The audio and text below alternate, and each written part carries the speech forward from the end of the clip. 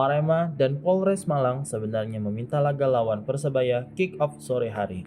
Kerusuhan supporter terjadi usai pertandingan Arema FC melawan Persebaya di pekan ke-11 Liga 1, Sabtu 1 Oktober 2022 malam waktu Indonesia bagian Barat.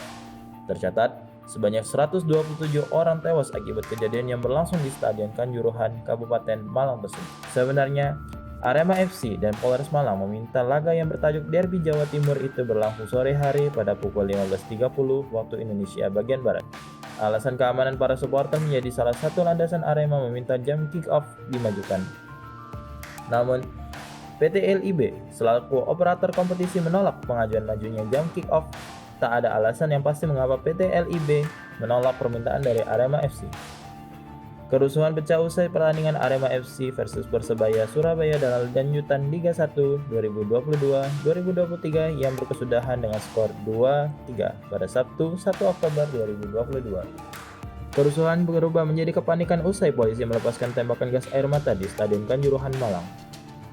Insiden bermula saat sejumlah Aremania menyerbu lapangan setelah wasit meniup fluid tanda laga berakhir. Di lain sisi, para pemain dan ofisial Bajul Ijo langsung meninggalkan lapangan dan Stadion Kanjuruhan menggunakan 4 barakuda.